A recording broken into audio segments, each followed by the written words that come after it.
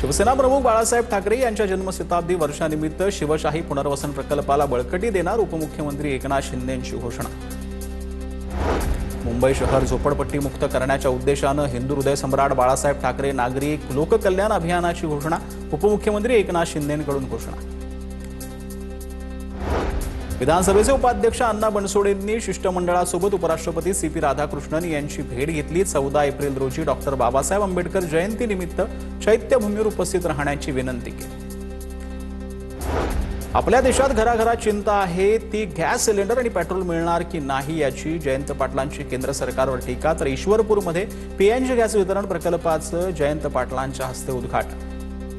पण भारतात आहे युद्ध चाललंय आखाती देशात, पण चिंता भारताच्या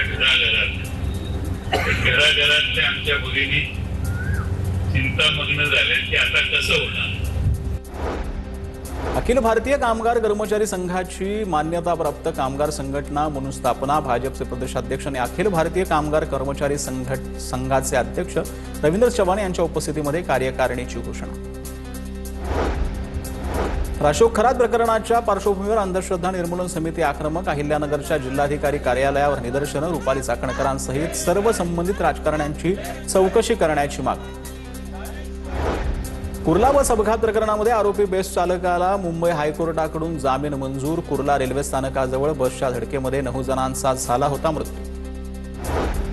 बुलढाण्यातील वडनेर बोलजी येथील शेतकऱ्यावर रेती माफियानं उगारली कुऱ्हाड। शेतकऱ्याला त्याच्याच शेतात जाण्यापासून रोखलं। रेती माफियाची दहशत। नाशिकच्या सिन्नरमध्ये किरकोळ वादातून सख्या भावावर हल्ला। हल्ल्यात एकाचा मृत्यू। मोटारसायकल पार्किंग करण्याच्या कारणावरून वाद, आरोपीला अटक। कोल्हापूरच्या ITI ते पाचगाव रोडचं भर पावसामध्ये डांबरीकरण झालंय। कोल्हापूर महापालिका आणि PWDचा अजब कारभार पाहणारा।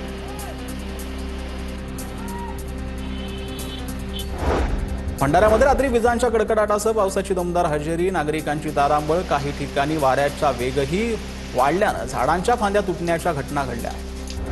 जेजुरीतील 99 वर्षांच्या आजोबांनी दिली साक्षरतेची परीक्षा। सदाशिव कुंडेवा साळवे या आजोबांच्या कृतीचं सर्वत्र कौतुक।